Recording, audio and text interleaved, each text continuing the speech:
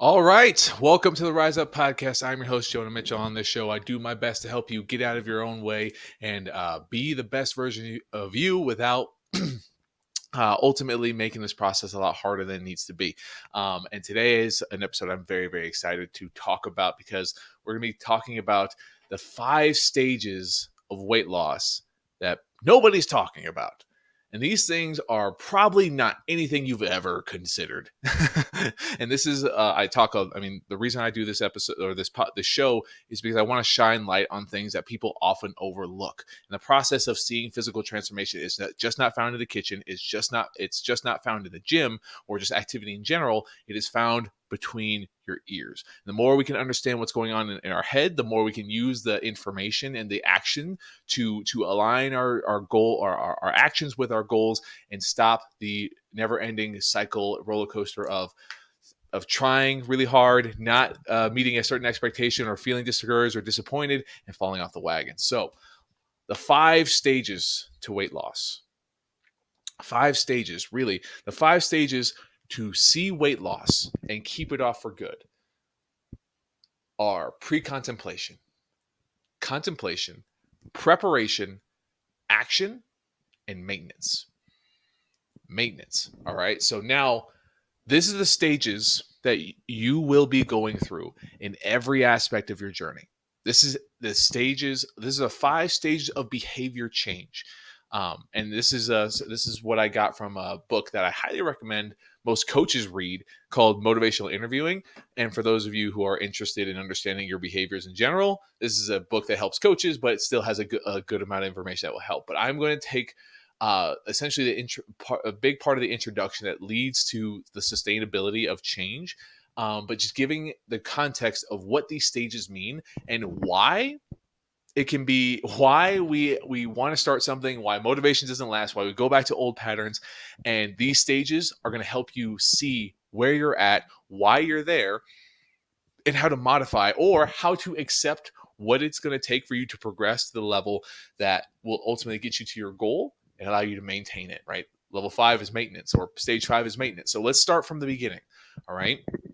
I want to give you a bit of an overview of these things, and then if you want to fast forward to the part where I'm talking about the specific stage, by all means, please do that. So I'm going to give you a brief overview of what pre-contemplation is.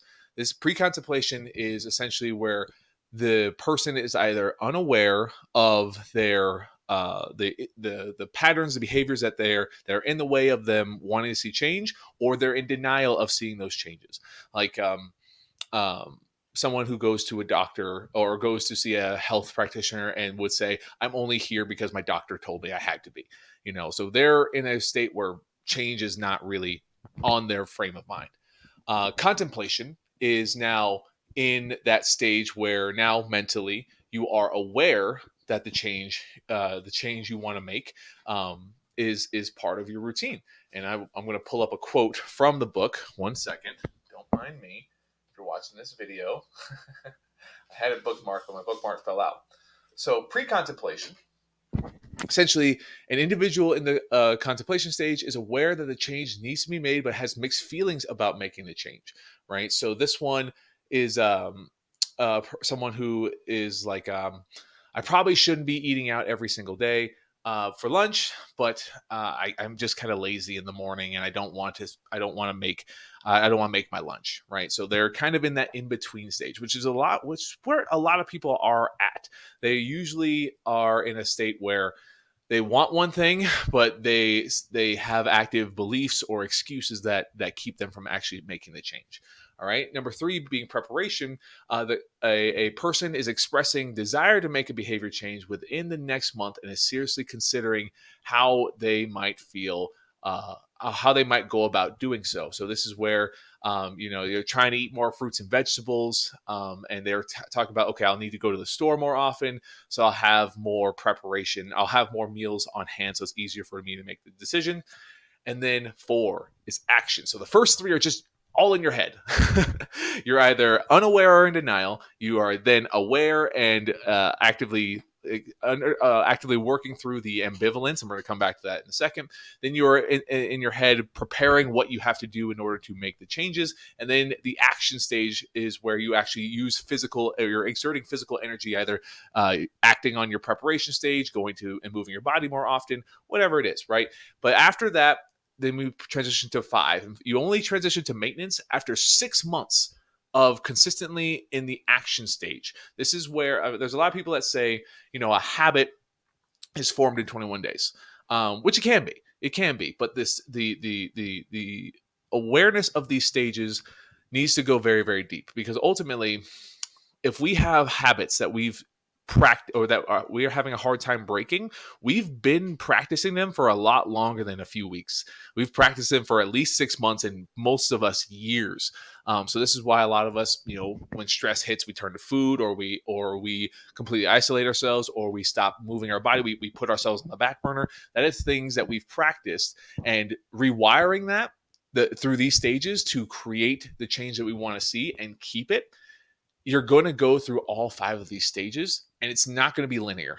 Well, actually, it's going to be linear as you're going through it, but most people end up kind of bouncing between the stages as they're actively pursuing it. This happens a lot when I'm working with people. When they first sign on, they have a goal of like, I want to lose 15, I want to lose 20, I want to lose 30 pounds, right? And as they get going and they start feeling better, and they realize that maybe the way they thought it was supposed to go in their head isn't actually aligning with how they want to feel or what they want to see. So it's not that they settle for like, oh, I wanted to lose 20 pounds, but I only lost 10, and I'm okay. That's good enough. It's more like, I think chasing the scale right now isn't all that as much or as important to me as I thought.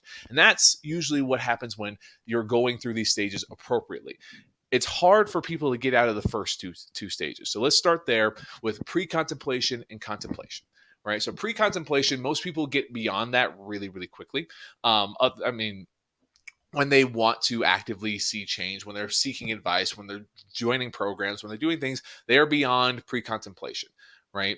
But being in contemplation usually is a place where people, like, they get there first, and then they progress pretty quickly to the action. But a lot of people end up back in contemplation after failures, after quote unquote failures, after mishaps, after life scenarios that they can't control. And they ultimately get to a point where they're now conflicted with themselves. They say they want one thing, but their actions tell another story, right? What you say and what you do are very different things. And this is why. This is why people have such a hard time finding their actual middle ground. The next step to lead them to the success that they want is they get stuck in contemplation, where they say they want a goal, but their life has reminded them of what they can't control. So they find, I've been lazy, I lack motivation, I don't have the time, I don't have the energy to do things, right? They always come up with a reason for them not to take action or to make the preparation to see the changes that they want. And this term of saying one thing and doing another thing is called ambivalence. Ambivalence is the act of like having two people in your head. And this is why I coach people so much on being able to distinguish between who they want to be and who they're behaving as. And the part of us that is making the excuses, that is saying it's too hard, I don't have time, that's not really us. Because that, like, we can say that all we want. We can rationalize the reasons why we can't progress to the goal, but it doesn't ever make us feel any better. It doesn't actually solve the problem. It just keeps us in a perpetual state of unhappiness, of just feeling stuck, like we can't do anything at all. And this is something that I want people to understand. Like, once you really, really understand the contemplation stage and ambivalence in itself, like, that's how we progress to preparation and action. And you get to spend more of your time there, which leads to the sustainability, or the acquisition of your results, right? But a lot of people, they want to skip this because ambivalence is very difficult, right? They don't want to sit in the ambivalence of two decisions that feel contradictory, and ultimately it can be difficult to not come up with an actual solution or a step in the right direction. And ambivalence is only truly worked through when you sit in the ambivalence, not by avoiding it, not by skipping over it. It's I like to explain this to my clients in a process of like when we look at babies, you know, babies have to learn how to hold their head up. Then they have to learn how to roll over. Then they have to learn how to scoot. Then they get to learn how to crawl. Then they got to learn how to stand up by holding things. And they got to stand by themselves. Then they got to take their first couple steps, and then they learn how to walk. Like if you skip any of those fundamental steps, like you either it's going to take a really long time to learn how to walk, or eventually they won't have the stability or the confidence in themselves to learn how to walk in general. And we get excited for those steps. They're small, they're gradual, but we get so excited. It's like, oh my God, their first step. Oh my God, they rolled over. Did you see that? That's so exciting. We get excited because those are fundamental human movements. And without those, they couldn't experience the amazing things that us as humans get to do. But as we get older, we we get more a little. We think we get wiser.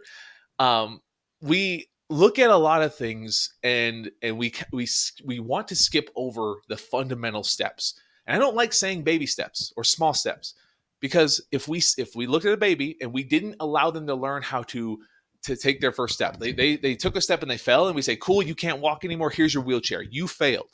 Like, how much would you be depriving from that child for the rest of their life? So much. But that's what we do to ourselves all the time, because we get stuck in contemplation and this ambivalence where we want one thing but we do something completely opposite or contradictory. And we just say, okay, I'm gonna motivate, I'm gonna power myself through, I'm gonna will myself through that part, so that when I'm in action, when I'm working out, when I'm dieting, I'm gonna feel so much better, and then I'll stay it, then I'll keep it, then I'll keep my results. But that part of us that we try to avoid, that we don't actually understand and give the time of day, it will always rear its head when life doesn't go our way, when things that we can't control end up stopping our momentum, and now we get stuck back into old patterns that we didn't address. So going back to the walking analogy, if you are trying to walk before you learn to crawl, you will ultimately fall on your face every single time.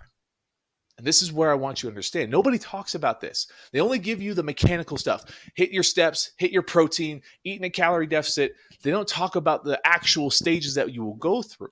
And even when you're at your goal, you will still go through these. There will still be times where you can fall back into contemplation. You could be in maintenance for months, for years, and you can go through a really hard time, and that could send you spiraling back to contemplation.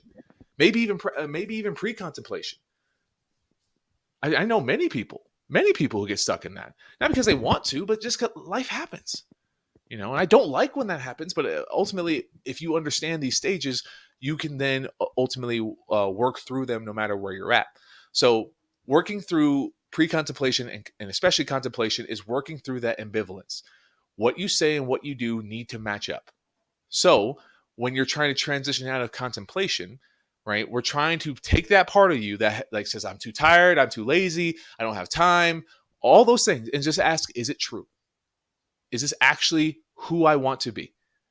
Because if it's not, if your goal is truly that important to you, then we have to convince that part of you that they're wrong, that keeping you here is not going to fix the problem.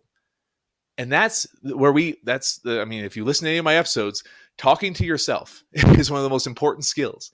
This is how, like, if I can get anyone, my first goal when I'm working with people is get them beyond contemplation. Because then we can work on, okay, now that you are showing up and making decisions based off how you actually want to feel, how can we set up your life, the preparation stage, so that you can execute on the things that are going to make your life easier, make your consistency easier, and so that we can see your results, right? So now we're going out of contemplation to preparation. Preparation is like, okay, what does my routine look like? What do I have to do in order to get more nutrients in my diet, to make more time for physical activity, to find activity in my day-to-day if I have a sedentary lifestyle? Like, how can I start modifying things to align with my desires that I work through in the contemplation stage? People try to go from 0 to 100 in this stage. They try to do everything all at once. But the reality is, when we're trying to build and solidify a habit, you are not just it takes more than just sheer effort. When we have a bad habit, like I was saying earlier, that we practice for years, your brain develops a connection that gets, every time you practice that behavior, it gets firmly solidified more and more and more. This is why it can be so hard to break a bad habit, because it has years and years and years of practice. So the the contemplation and preparation, there's a lot of mental energy. And there's a lot of mental energy that goes into ambivalence. And this is why it's hard to put all the pieces together. So we can't do everything all at once. Get your 10,000 steps a day, work out every day, eating a 1,500 calorie deficit every day. Like, if you're doing that, like, you only have so much energy and bandwidth. You're putting more pressure, and you're going to end up putting yourself back into contemplation or even pre-contemplation because it was too hard. It's too hard. It's too difficult to do all those things. Stop trying to do all the things. Take the monumental first step that you need in preparation. It's like, I have a very busy, chaotic life. I can't go to the gym 4 or 5 days a week like I used to anymore, but I can maybe go once or twice. I can prove to myself that I can do that. So I'm going to carve out one or two. I'm going to carve out at least one day to go to the gym or get some sort of physical exercise. Cool. All right. I get really burnt out with meal prepping all the time. I'm going to start by meal prepping one meal a week. I'm going to start there. That's my first preparation. That's how do I do that? I'm going to focus on protein. I'm going to focus on veggies. Cool. Start there. That's what you're going to build your action on. That's where you're going to transition and say, this is a manageable, actionable step that I can do. Now you're going to practice and rewire that old pattern through manageable steps within the bandwidth that you have in your current life. Because the goal is to avoid regression or relapse. Relapse is normal. Relapse is normal in behavior change. English is hard. But just because it's normal, it doesn't have to be the common theme that most people experience. They think it's too hard, so they stop trying. So stop making it hard in your preparation stage. Your preparation stage, keep it simple. What can you prove to yourself that you can stick with? No, it may not lead to as much change as you want. It may not happen as fast as you want. But hear me out. If 90-year-old you is think about 90-year-old you. Do you think 90-year-old you will care how long it took you to get there as long as you got there?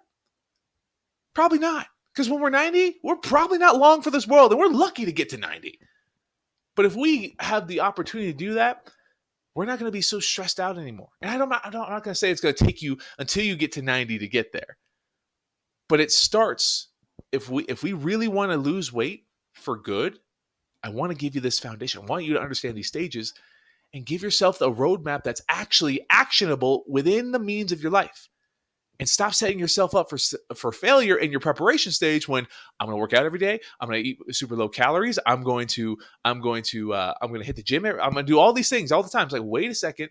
You are not a teenager. You are not in your 20s where you didn't have kids, where you didn't have a full-time job, where you didn't have all these extra things that you have now. What can you reasonably do now? Take that action now. And now you're pruning. That's what it's called when you let go of an old behavior. You prune it.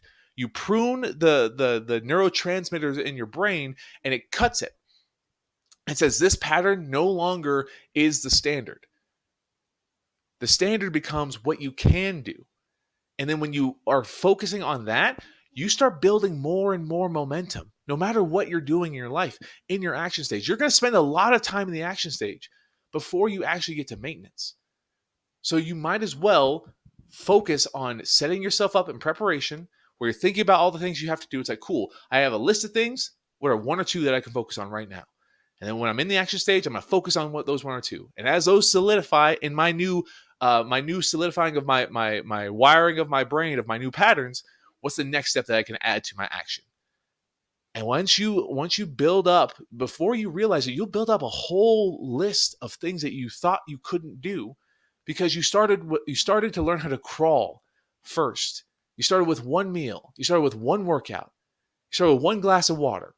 And then that one meal turned to two. That two meals turned to three. That one workout turned to two, turned to three, turned to four maybe. Right? That one glass of water turned into a half a gallon a day, maybe even a gallon sometimes. Right? It's that's a variable that most people overthink. But anyway, like this is how you progress. And this is like why getting out of ambivalence, questioning that part of you that makes excuses, that says, I want one thing, but I do the complete opposite. And when you're in the preparation and you stop trying to do everything all at once, you just focus on what you can do. Now you're building momentum in the action stage. Once you're at that 6-month mark of maintenance, it's a lot easier to maintain that momentum. It's not nearly as difficult to think about it. Those first 4 stages cause a lot of mental and physical energy. Cost a lot of mental and physical energy. And 6 months sounds like a long time to get to maintenance, maintaining the momentum that you've built through your actions. But I ask all my clients who feel like when I tell them we're going to slow down, we're going to focus on 1 or 2 things, so like that's going to take so long. I don't have that much time. It's like, okay, how think back to 5 years ago. Does that really, like right now, does that feel like 5 years ago?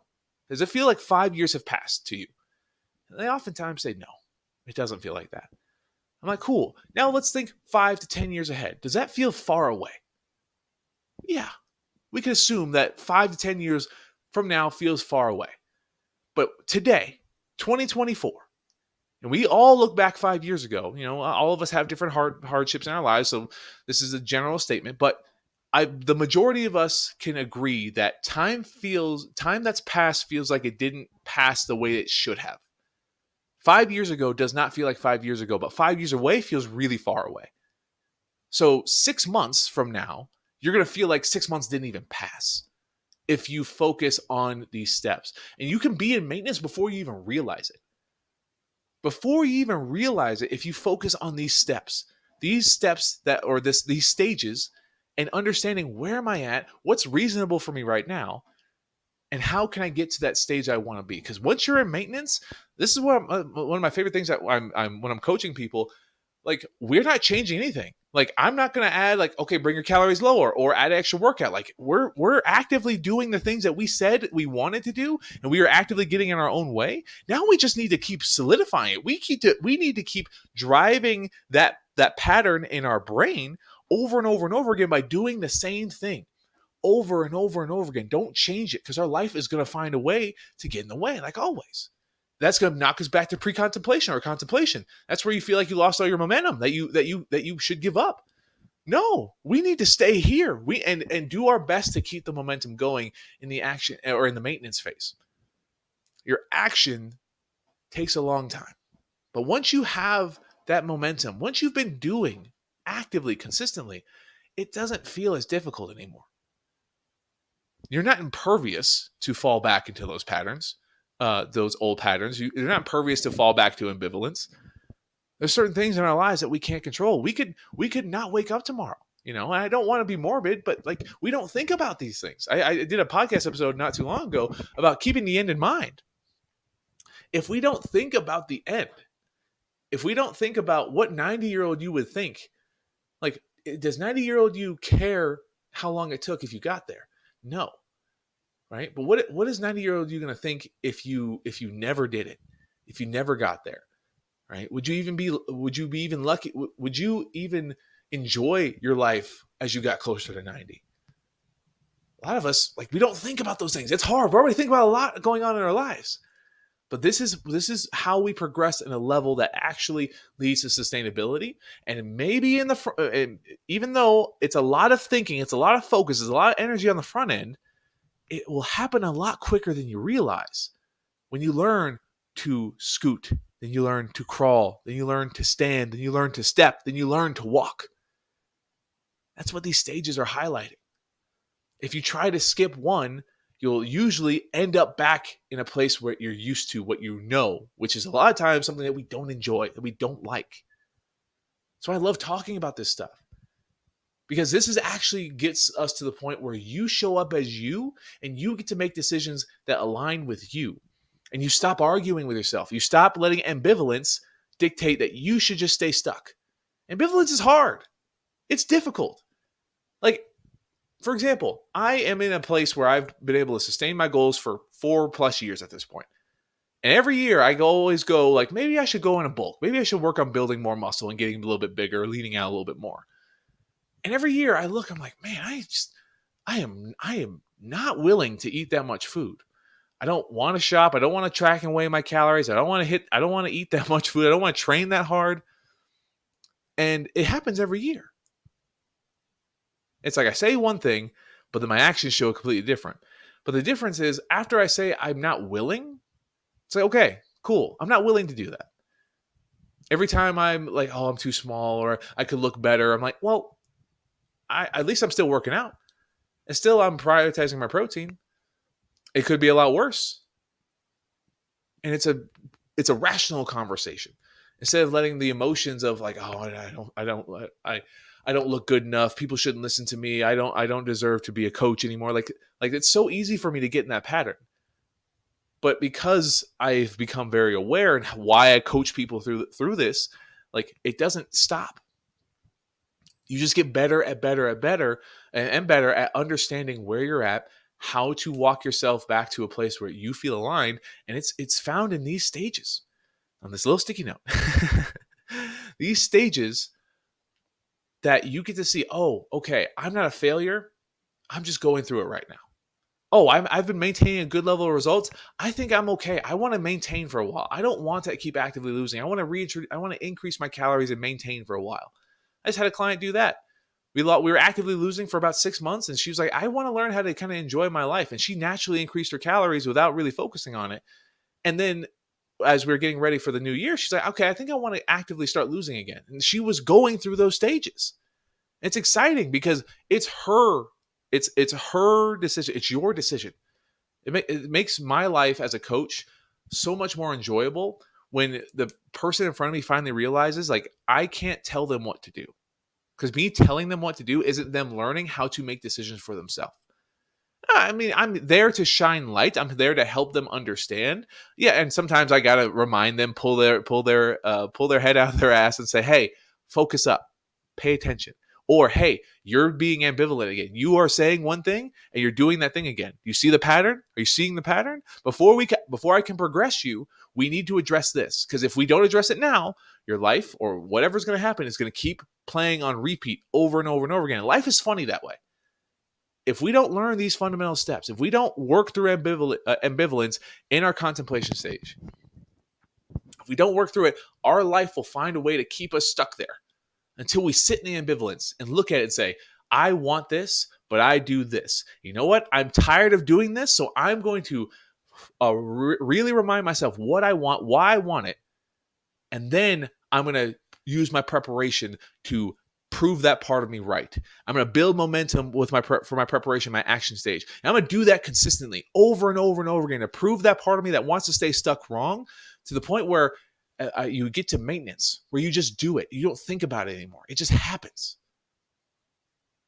And just know that it's okay to cycle. It's okay to not want to lose weight. It's okay to want to change your body. It's okay to change your goal. It's okay. It's a natural part of change in general. And if people don't understand this and they go through these stages, they feel like something's wrong with them. And there's nothing wrong with you. There's nothing wrong with you. We as humans, we are very complex creatures. And there's a lot of us who just don't know how we work.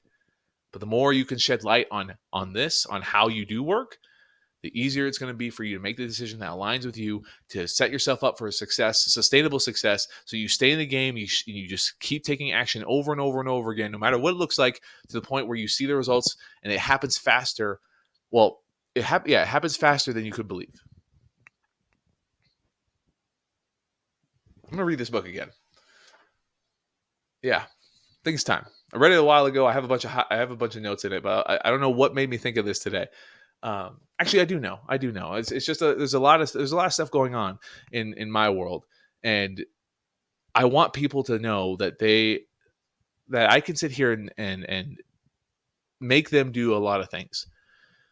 But my entire goal is, as everything I do, is to help you be the real version of you and give you the no bullshit like reasons of or ways to actually do that. And it's not just from forcing yourself to do stuff. It comes from understanding. It comes from questioning your irrational emotional thoughts and saying, does that actually make sense? Is it actually reasonable for me to keep doing the same thing over and over and over again, expecting a different result? Or is it time to look inward time for me to make the decisions and use the resources I have around me or anyone else you listen to make the best aligned decision that you can sustain right now. I hope that made sense. I hope you found it helpful or insightful or any way. And if you did, or if you think someone else would enjoy listening to this, I really appreciate if you share this episode with at least one person. As always, it's my passion to help you wherever you're at, no matter what you have going on. And even if I never speak to you in person, I'm always happy to even have a small impact in your life. So thank you so much for listening. If you have any questions about any of this, please feel free to send me a message. I got a little heated. I'm exhausted now. I'm going to end the episode here. Thank you so much. I will see you on the next one.